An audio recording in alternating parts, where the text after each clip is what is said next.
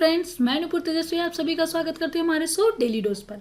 आज हम 18 मई के करंट अफेयर्स पर डिस्कस करेंगे और आज के करंट अफेयर्स का पीडीएफ आप डिस्क्रिप्शन पर दिए गए लिंक से डाउनलोड कर सकते हैं। और डेली करंट अफेयर्स के पीडीएफ के लिए हमारे टेलीग्राम चैनल डेली डोज को ज्वाइन कीजिए, जिसका लिंक हमारे डिस्क्रिप्शन पर दिया गया है। ठीक है, चलिए शुरू करते हैं आज के करंट अफेयर्स। सबसे पहले इंपॉर्टेंस डे रिवाइज कर लेते हैं। 1 मई को अंतर्राष्ट्रीय मजदूर दिवस और साथ ही महाराष्ट्र और गुजरात की स्थापना दिवस भी मनाई गई 1 मई को। 2 मई को वर्ल्ड ट्यूना डे मनाया गया। 3 मई को वर्ल्ड प्रेस फ्रीडम डे मनाया गया और 4 मई को इंटरनेशनल फायर फाइटिंग डे मनाया गया। 5 मई को मिडवाइफ का अंतर्राष्ट्रीय दिवस, वर्ल्ड हैंड हाइजीन डे और वर्ल्ड अस्थमा डे मनाया गया 5 मई को। ठीक है, और साथ में 7 मई को विश्व एथलेटिक्स दिवस मनाया गया। 8 मई को विश्व रेड क्रॉस दिवस और विश्व थैलेसीमिया दिवस 8 मई को मनाई गई। 9 मई को विश्व प्रवासी पक्षी दिवस मनाया गया। 10 मई को विश्व मातृ दिवस मनाया गया। ठीक है, और 11 मई को अंतर्राष्ट्रीय प्रौद्योगिकी दिवस मनाई गई। 12 मई को अंतर्राष्ट्रीय नर्स दिवस मनाया गया और 15 मई को अंतर्राष्ट्रीय परिवार दिवस मनाया गया। 16 मई को international day of living together in peace और साथ ही 16 मई को ही अंतर्राष्ट्रीय प्रकाश दिवस मनाया गया। ठीक है, चलिए आगे बढ़ते हैं करंट अफेयर्स के पहले क्वेश्चन की तरफ। पहला क्वेश्चन है हमारा, विश्व दूरसंचार और सूचना समाज दिवस कब मनाया जाता है? ये मनाया जाता है 17 मई को। बी आंसर सही है हमारा। 17 मई को world telecommunication and information society day मनाया जाता है। ठीक है, और इससे सबसे पहली बार विश्व दूरसंचार दिवस 1969 में मनाया गया था। ठीक है, पहले इसे केवल विश्व दूरसंचार दिवस के रूप में जाना जाता था, लेकिन 2006 से इसमें सामाजिक सूचना दिवस के तौर पर भी जाने लगा इसे। ठीक है, नवंबर 2005 में यूनाइटेड नेशन की जनरल असेंबली ने 17 मई को विश्व दूरसंचार और सामाजिक सूचना दिवस के तौर पर मनाने का निर्णय लिया। किसने? United nation. ठीक है, यूनाइटेड नेशन ने। और सबसे पहले यह इस साल 91वें विश्व दूरसंचार और दिवस मनाया जा रहा है। ठीक है, इसकी थीम है, इस साल की थीम है डिजिटल प्रौद्योगिकी का इस्तेमाल करके कोरोना वायरस को हराने का प्रयास और सतत विकास के लिए 2030 का कम्युनिकेशन एजेंडा है। ठीक, और इसका उद्देश्य है दुनिया में लोगों के बीच सकारात्मक संचार प्रौद्योगिकी के बारे में जागरूकता बढ़ाने के लिए यह दिन मनाया जाता है और लोगों को इस बात से बताया जाता है कि हम बिना टेक्नोलॉजी के नहीं रह सकते। टेक्नोलॉजी की इम्पोर्टेंस को बताने के लिए विश्व दूरसंचार और सूचना समाज दिवस मनाया जाता है। ठीक है, चलिए आगे बढ़ते हैं। आगे का क्वेश्चन है हमारा, छात्रों, शिक्षकों, परिवारों और मनोवैज्ञानिक और सामाजिक समर्थन हेतु भारत सरकार के द्वारा किस पहल की शुरुआत की गई है? भारत सरकार के द्वारा, सी आंसर सही है, मनोदर्पण की शुरुआत की गई है। ठीक है, मनोदर्पण केंद्रीय वित्त मंत्री निर्मला सीतारमण जी ने बच्चों को मनोवैज्ञानिक रूप से स्वस्थ रखने के लिए मनोदर्पण कार्यक्रम की शुरुआत की है। ठीक है, चलिए आगे बढ़ते हैं।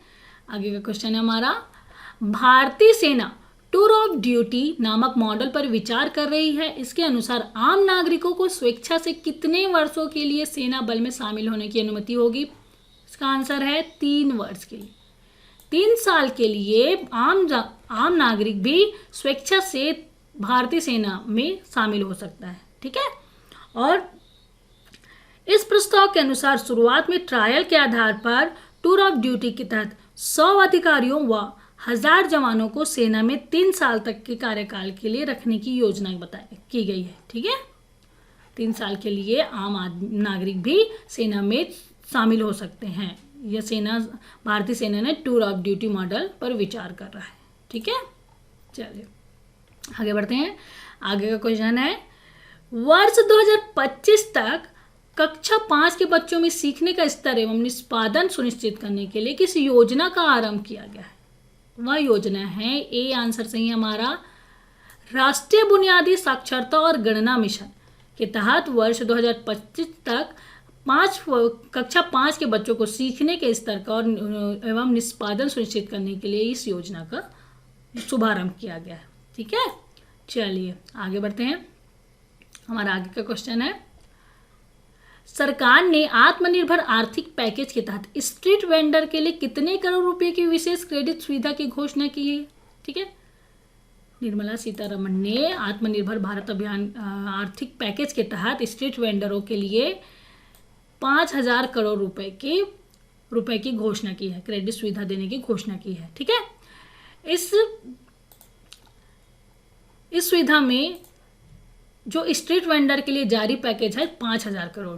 ठीक है, और प्रत्येक स्ट्रीट वेंडर को मिलेगा 10,000 रुपये। ठीक, इसमें से देश भर में स्ट्रीट वेंडरों की संख्या 50 लाख है, उनको 50 लाख स्ट्रीट वेंडरों को इसका लाभ मिलेगा और प्रत्येक स्ट्रीट वेंडर को 10,000 रुपये मिलेंगे। ठीक है, और स्ट्रीट वेंडर के लिए जारी पैकेज है 5,000 करोड़। ठीक है, चलिए आगे बढ़ते हैं।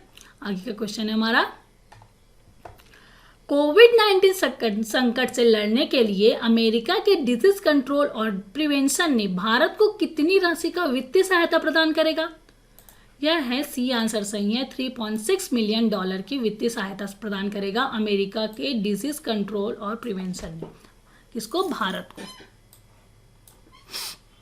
ठीक है, अमेरिका के डिजीज कंट्रोल और प्रिवेंशन ने भारत को $3.6 मिलियन वित्तीय सहायता प्रदान करेगा इस कोविड-19 संकट से लड़ने के लिए। ठीक है, चलिए आगे बढ़ते हैं। आगे का क्वेश्चन है हमारा, हाल ही में भारत सरकार द्वारा डिजिटल ऑनलाइन शिक्षा में बहुआयामी पहुंच सुनिश्चित करने के लिए किस कार्यक्रम की घोषणा की गई? इसका नाम है, बी आंसर सही है, ई विद्या।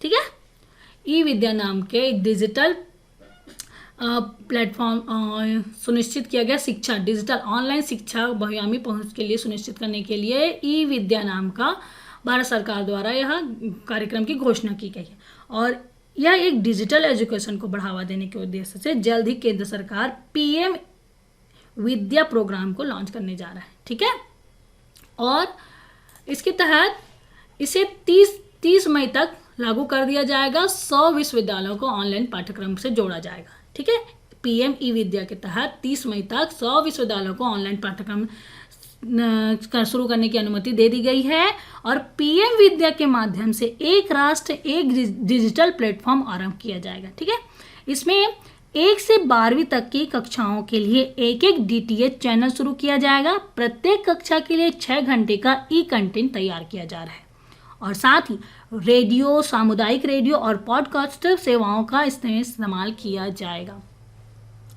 दृष्टिबाधित और श्रवण बाधित बच्चों के लिए भी विशेष ई कंटेंट तैयार किया जा रहा है इस पीएम ई विद्या के तहत, प्रोग्राम के तहत। ठीक है, चलिए आगे बढ़ते हैं। आगे क्वेश्चन है हमारा, भारत सरकार के द्वारा दिवालिया प्रक्रिया को प्रारंभ करने की न्यूनतम वित्तीय सीमा बढ़ाकर कितना कर दिया गया है?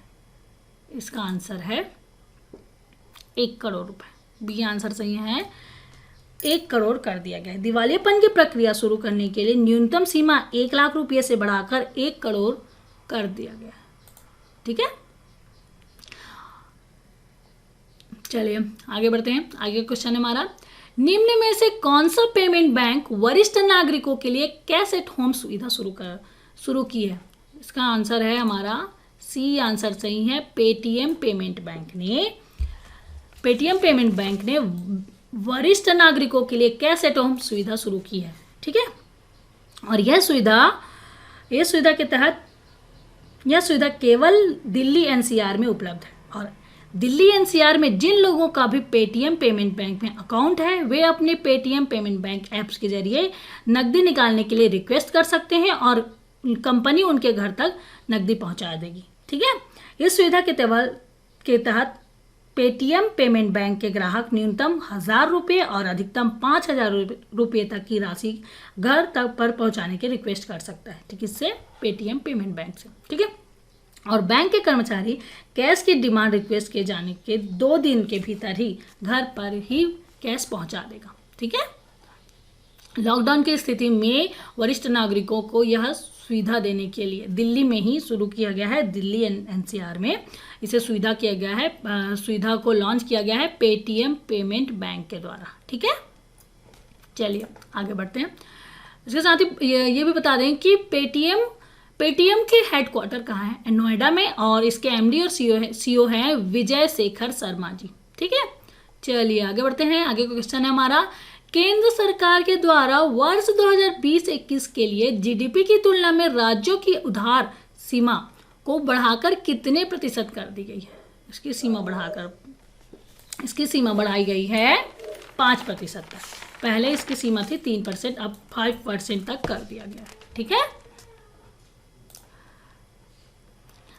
2020-21 के लिए राज्य सरकारों की net borrowing ceiling 6.41 lakh crore रुपए है। ठीक है, और राज्यों में इसमें से अभी 14% रकम ही ली गई है, 86% पैसा बचा हुआ है। राज्यों को डिमांड पर बोरोइंग लिमिट के राज्यों की जीडीपी को 3% से बढ़ाकर अब 5% कर दिया गया है। ठीक है, चलिए आगे बढ़ते हैं। हमारा आगे का क्वेश्चन है, हाल ही में फेसबुक ने किस एनिमेटेड ग्राफिक स्टार्टअप का अधिग्रहण किया है? ठीक है, इसका आंसर है डी, आंसर सही है GIPHY, इसको एनिमेटेड ग्राफिक्स स्टार्टअप का अधिग्रहण कर दिया है फेसबुक ने। ठीक है, और फेसबुक ने घोषणा की है कि उनसे एनिमेटेड ग्राफिक स्टार्टअप GIPHY का अधिग्रहण कर लिया है। फेसबुक अब GIPHY को अपने इंस्टाग्राम विजुअल सोशल नेटवर्क में एकीकृत करेगा। इसमें करेगा इंस्टाग्राम विजुअल सोशल नेटवर्क में एकीकृत करेगा फेसबुक GIPHY। ठीक है, GIF को, और GIF का उपयोग करके स्टिकर और अन्य उत्पादों का उपयोग किया जाना, ठीक है, जाना जाता है। ठीक है, चलिए आगे बढ़ते हैं। आगे उसके बाद बता दें कि फेसबुक के सीईओ हैं मार्क जकरबर्ग और मुख्यालय है मेनलो पार्क, कैलिफोर्निया, संयुक्त राज्य अमेरिका। ठीक है, हमारा लास्ट क्वेश्चन है आज का, हाल ही में फेलिस जॉर्ज की 70 वर्ष की आयु में निधन हो गया, वे किस देश से संबंधित थी? ये है फेलिस जॉर्ज, ये अमेरिका से थी। पूर्व मिस अमेरिका फेलिस जॉर्ज जो football program show the NFL today पर एक महिला स्पोर्ट कास्टिंग अग्रणी बनी का हाल ही में 70 साल की उम्र में निधन हो गया। ठीक है, ये अमेरिका से थी फेलिस जॉर्ज। तो दोस्तों ये तो था हमारा आज का 18 मई के करंट अफेयर्स, जिसके बारे में हमने डिस्कस किया। चलिए अब 17 मई के करंट अफेयर्स रिवीजन कर लेते हैं। पहला क्वेश्चन हमारा, किस राज्य सरकार ने राजीव गांधी किसान न्याय योजना लॉन्च किया? छत्तीसगढ़ राज्य सरकार ने राजीव गांधी किसान न्याय योजना लॉन्च किया। किस राज्य सरकार ने ई उद्यान पोर्टल लॉन्च किया? हिमाचल प्रदेश ने ई उद्यान पोर्टल लॉन्च किया है। CSIR ने कोविड-19 से निपटने के लिए डिग्नोस्टिक सॉल्यूशन और रिस्क स्ट्रेटिफिकेशन रणनीतियों विकसित करने के उद्देश्य से इंटेल इंडिया और किस IIT संस्थान के साथ सहयोग किया है? वह IIT हैदराबाद के साथ, इंटेल इंडिया और IIT हैदराबाद के साथ मिलकर डिग्नोस्टिक सॉल्यूशन और रिस्क स्ट्रेटिफिकेशन रणनीति बनाने के उद्देश्य से CSIR ने यह सहयोग किया है। ठीक है, उसके साथ ही भारतीय राष्ट्रीय इंजीनियरिंग अकादमी युवा उद्यमी पुरस्कार 2020 के लिए उम्मीदवारों से नामांकन आमंत्रित किए हैं। पुरस्कार में कितने लाख रुपए की नकदी राशि दी गई है? 2 लाख रुपए की नकदी राशि दी जाएगी। ठीक है, और 16 मई को किस राज्य का स्थापना दिवस मनाया जाता है? 16 मई को सिक्किम के स्थापना दिवस मनाया जाता है। ठीक है, किस संस्थान ने बेहतर सूचना प्रबंधन के माध्यम से उत्पादकता बढ़ाने और संस्थान में प्रक्रिया को स्वचालित बनाने के लिए इंटरप्राइजेस रिसोर्स प्लानिंग समर्थ को लागू किया है? वह है NIT कुरुक्षेत्र।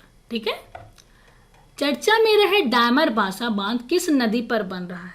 डायमर बासा बांध बन रहा है सिंधु नदी पर। ठीक है, और हाल ही में भारतीय वैज्ञानिकों ने किन मिश्र धातुओं के संयोजन से मनुष्य में प्रत्यारोपण हेतु किस बायोडिग्रेडेबल मेटल का विकास किया है? इसका नाम है लौह और मैग्नीज मिश्र धातु का संयोजन से मनुष्य में प्रत्यारोपण हेतु बायोडिग्रेडेबल मेटल का विकास किया है। ठीक है, किस संस्थान के वैज्ञानिकों ने कोविड-19 का मुकाबला करने के लिए मोबाइल इंडोर डिसइंफेक्शन स्प्रेयर विकसित किया है? उस संस्था का नाम है CSIR, केंद्रीय मैकेनिकल इंजीनियरिंग अनुसंधान संस्थान दुर्गापुर। ठीक है, ने मोबाइल इंडोर डिसइंफेक्शन स्प्रेयर विकसित किया। ठीक, सरकार ने डिफेंस मैन्युफैक्चरिंग में ऑटोमेटिक्स रूट्स के जरिए एफडीआई की सीमा बढ़ाकर कितने फीसदी कर दिया? एफडीआई की सीमा बढ़ाकर 74% कर दिया गया। ठीक है। मनीग्राम भुगतान प्रणाली ने direct to bank account credit विकल्प पेश करने के लिए किस बैंक के साथ साझेदारी की है? फेडरल बैंक के साथ साझेदारी की है मनीग्राम भुगतान प्रणाली ने। ठीक है। और विश्व बैंक ने पश्चिम बंगाल के दामोदर घाटी कमान क्षेत्र में सिंचाई सेवा और बाढ़ प्रबंधन में सुधार के लिए कितने मिलियन डॉलर ऋण दिया है? 145 मिलियन डॉलर के ऋण दिया है विश्व बैंक ने पश्चिम बंगाल के दामोदर घाटी कमान क्षेत्र में सिंचाई और सेवा में बाढ़ प्रबंधन सुधार के लिए। ठीक है। और लास्ट क्वेश्चन है, जम्मू और कश्मीर बैंक के नए एमडी के नियुक्त हुए हैं जुबैर इकबाल जी। जम्मू और कश्मीर बैंक के नए एमडी बने हैं जुबैर इकबाल जी। ठीक है। तो दोस्तों ये तो था 17 मई का रिवीजन। आज हमने 18 मई के करंट अफेयर्स पर डिस्कस किए। तो दोस्तों आज का वीडियो कैसा लगा प्लीज़ कमेंट करके हमें बताइए और लाइक ज़रूर कीजिए। अभी तक आपने हमारे चैनल को सब्सक्राइब नहीं किए हैं तो प्लीज़ सब्सक्राइब कीजिए और ज़्यादा से ज़्यादा अपने दोस्तों को शेयर कीजिए और डेली नोटिफिकेशन के लिए हमारे बेल आइकॉन पर प्रेस कीजिए। ठीक है। तो चलिए कल फिर मिलते हैं नए करंट अफेयर्स के साथ। उसके साथ ही good day, goodbye, thank you.